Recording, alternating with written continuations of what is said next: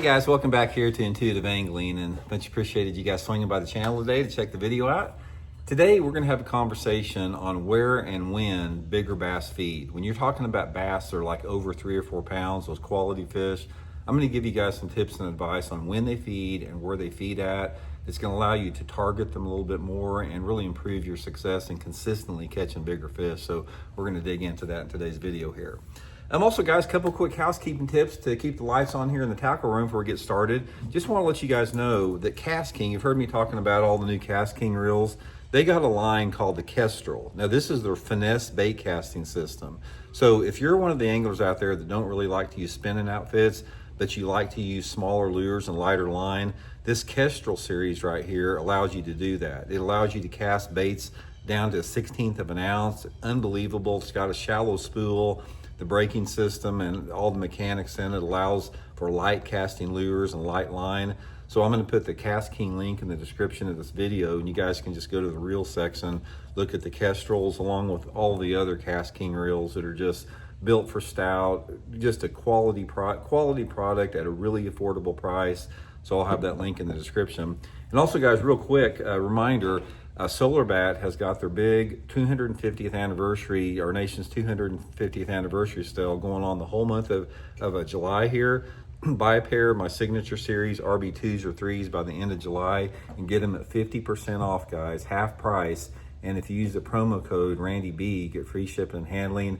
All that will be in my tackle warehouse, all that will be in the links in this description of this video. So just go into the video description, click on those links, and you can get all this stuff there. So appreciate you guys putting up the plugs there.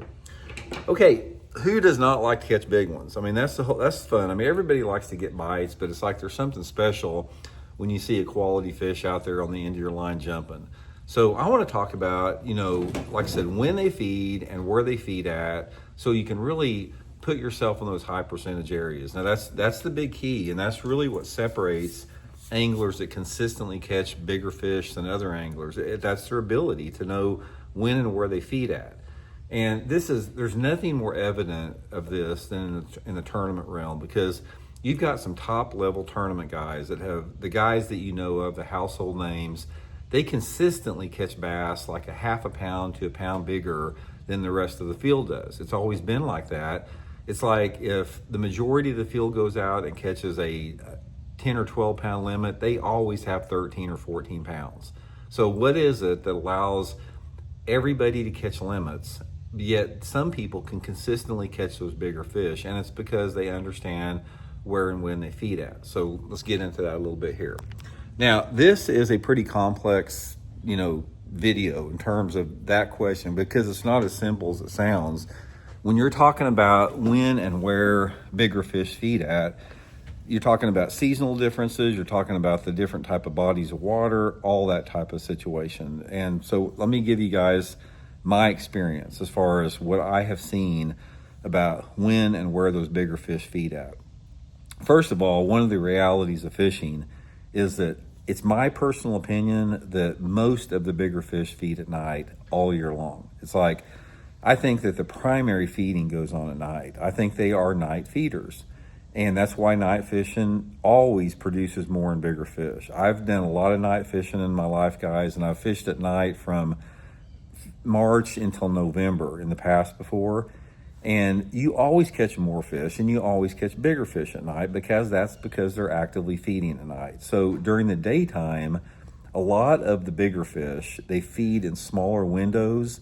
And a lot of the bigger fish you catch are not because they're actively feeding. It's because they're biting that lure out of instinct or reaction or competition or curiosity, some other factors that trigger the strike other than being hungry. But given that, let's talk about where most of those big ones are going to live at and where they're going to feed at, time of day. Now, one of the things that I think is a big myth in bass fishing is a lot of people, and I've talked about this before, they think you got to get out at the crack of dawn to go fishing. You don't, guys. I'm telling you right now, early morning bass fishing, when you get up at dark, 4:30 in the morning, 4 o'clock in the morning, you drive to the lake to get on the lake before the sun even comes up, you are wasting your time most of the time. You don't have to do it. And I understand there's some early birds out there, which I don't understand. I have to get up early all the time, but I hate it. I don't know. I've never understood somebody that loves to get up early in the morning. I just don't, I'm not wired like that. I'm forced to get up early because I've got to, but I don't like it, any part of it whatsoever. But I can tell you, and this is from my own personal experience in fishing, is very few of the bigger fish that I have caught in my life have come early in the morning. Very few of them. And very few of them have come late in the day.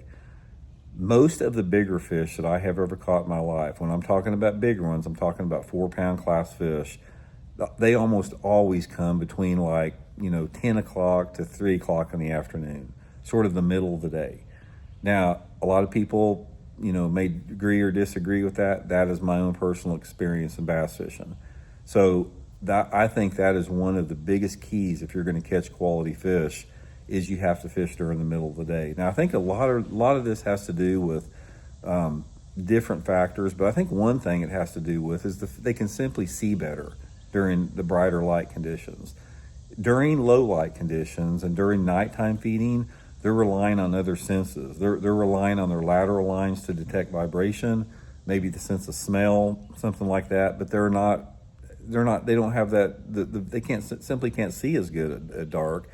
But during the daytime, even if you're in dirtier water, your visibility increases. So I think that's one of the reasons that they actively feed a little bit more, during that time of day. This depends, this varies from area to area, but overall I have found it to be true. Another thing with that is a lot of people say, well, Randy, what about moon phases and barometric pressure and all that type of stuff?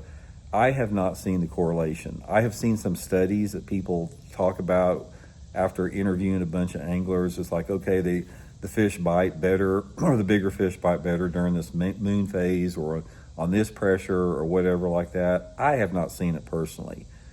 To me, it's more about that window of time during the brightest part of the day is where the primary feeding takes place for the big ones. But more importantly, than the time of day is important too.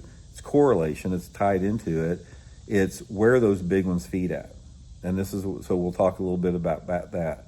Now, first of all, you have to understand before you can really get a grasp on where those big ones feed at, every single body of water has 3 populations of fish. There are 3 different, it's almost like there's 3 different species of bass.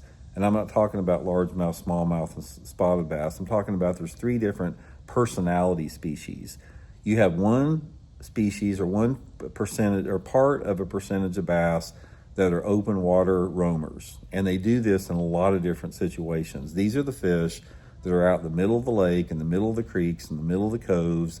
The guys are scoping and they're just out there living on shad schools. That's their life. They simply swim around suspended out over deeper water, chasing shad. And a lot of these fish will live around shad schools. And what happens is you may have a little wolf pack of fish, say 3 or 4 or 5 bass, and they find them a big shad school out in the middle of the lake or the middle of a creek, and the shad school's 20 foot down over 60 foot of water. They will literally follow those shad everywhere and live with them. And once in a while, like maybe once a day or once every other day, they'll come up and charge that shad school. They'll get them a mouthful of shad, and then they fall back. Everything goes crazy for a minute or so, and then the shad regroup and the bass fall back and they just start following them again. Not actively feeding, but once in a while they do that. That's one population. The second population is what I call the mid-depth bass. And these mid-depth bass are the fish that are like living on points in 10 foot of water or living on points in 15 or 20 foot of water, usually related to the bottom. Or they could be the fish that are on, drop-offs or ledges in that zone. They're hard structure-oriented fish that live on the bottom.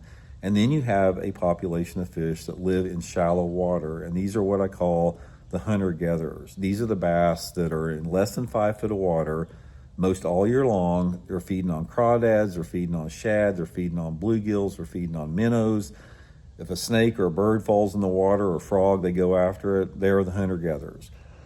So given that, the dispersion or the percentage of bass is sort of this. I think that half of the bass population, most of the year, with the exception of when they're spawning, they live out in open water. Half of them do. 25% of them are the hard structure middle ground fish. 25% of them are the shallow hunter-gatherers. So when you're talking about where those big fish live, this is going to be where they're at based upon how you want to fish.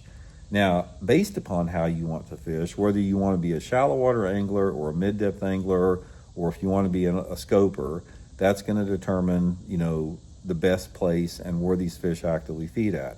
I'm not going to go into the open water scoper fish. I don't agree with it. I don't like it. I don't think it has any place in fishing. So I'm going to concentrate on the other 50%, the mid-level hard structure fish and the shallow water fish. One of the things that you have to have in order to have a place where those big fish actively feed is you have to have three different things. You have to have cover. It helps to have a diversity of cover, and you have to have access to deep water. These are going to be your prime feeding areas. Now, bass move a lot. Bass move shallow and deep all the time, but you have got to have that deep water access. Now, here's an example of what I'm talking about. A bass that lives, say, in 20 foot of water off of a point on a drop-off, that bass is going to live out there most of the time. At night, that fish is going to go up and feed on the bank.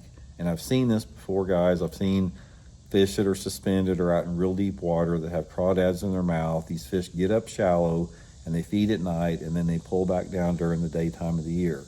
So you've got to have that access to deep water where they can move back and forth. And when I'm talking about access to deep water, I'm talking about a proximity. So in other words, let's say you got a line of boat docks on one side of the lake. If those boat docks are out on a big flat where it's a long way from deep water, yeah, there could be some fish in there, and there may be some isolated big fish in there, but there's not going to be larger groups of bass as it would be if those docks were located in a place where the deep water was closer. In other words, let's say there was a bunch of docks on the bank and the river channel or the creek channel was maybe 50 yards away from that area. That was what you want to have, is that access to deep water immediately. And it's really important in order for those big fish to feel comfortable and to actively feed in the area is they have to have ambush points. Now, the ambush points on those type of areas can be whatever cover is available. It can be an ambush point on the edge of a grass bed. It can be an ambush point in a pothole in a grass bed. It can be a lily pad point. It could be the corners or the sides or the back end of a boat dock. It could be the edge of a lay down tree in the water. It could be in a brush pile. There could be a stump in the water where that fish is setting up in it. This is where those bigger fish are going to actively feed at, is where they can ambush that prey.